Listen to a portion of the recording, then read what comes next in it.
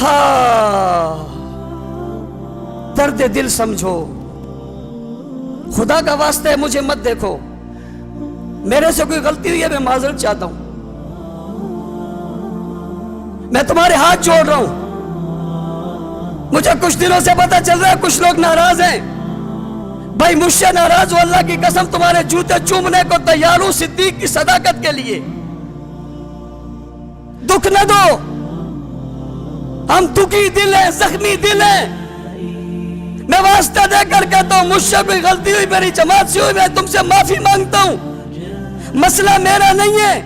میں نے کئی مرتبہ اپنے دشمن سے کہا میں ماں کا نام بتاتا ہوں، بہن کا نام بتاتا ہوں، بیٹی کا نام بتاتا ہوں، بیوی کا نام بتاتا ہوں، باپ کا نام بتاتا ہوں، دادا کا نام بتاتا ہوں، درجنوں کے حساب سے لکھ کے مجھے گالیاں دو، اللہ کی قسم اف تک بھی نہیں کہوں گا، معاف ہے، معاف کر دیے 2 گالیاں۔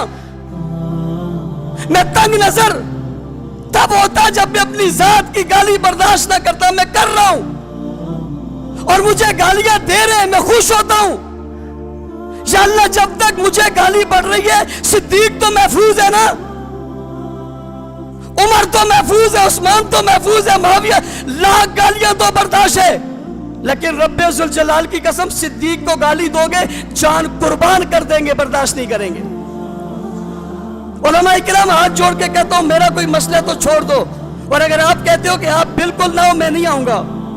میں نے اس دن علماء کنونشن میں کہا میں اللہ کی قسم دل سے کہتا ہوں میں جھوٹ کہوں غرق ہو جاؤں، مجھے خادم بناؤ گے میں خادم بن جاؤں گا، نوکر بناؤ گے نوکر بن جاؤں گا، غلام بن جاؤں گا، جوتیاں اٹھاؤں گا، فضلہ کہہ رہا ہوں اٹھاؤں گا، لیکن میرا بہانہ بنا کر اس اہم عنوان پہ پیچھے نہ ہٹنا۔ یہ جماعت کا مسئلہ نہیں ہے، نبی کی جماعت کا مسئلہ ہے۔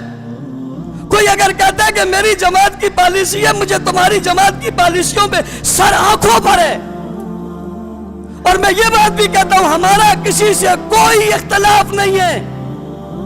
کچھ لوگ یہ کہہ رہے ہیں کہ جی وہ ہم آئیں گے تو ہمارے اختلافات ہیں، ہوگا کس سے میرا اختلاف؟ مجھے کسی سے کوئی اختلاف نہیں، واللہ میرا کسی سے کوئی اختلاف نہیں، مجھے آج تک جس نے جو کچھ کہا ہے میں نے سب کو معاف کیا، میرا کوئی اختلاف نہیں ہے۔ یہ مسئلہ صحابہ کی عزت کا مسئلہ ہے، صحابہ کی عظمت کا مسئلہ ہے۔ 3 وار ہوئے، اسلام آباد میں صدیق اکبر پر وار ہوا، ابو بکر صدیق کی نعوذ باللہ تکفیر کی گئی، اور میں سوال کرنا چاہتا ہوں اگر اسلام آباد میں اسی جگہ کسی پارٹی کے لیڈر کی، کسی بزرگ کی، کسی ولی کی تکفیر کی جاتی، اس جماعت کا رد عمل کیا ہوتا؟ دل پہ ہاتھ رکھ کے سوچ لینا، طنز تنقید نہیں کر رہا، سوال پوچھ رہا ہوں ادب کے ساتھ، ہاتھ جوڑ کے معافی مانگتا ہوں۔ کسی سیاسی لیڈر کو یوں کہا جاتا کیا ہوتا؟ اس سے بڑا صبر یار اور کیا ہے؟ علماء حق کی آواز، سعد نشریات۔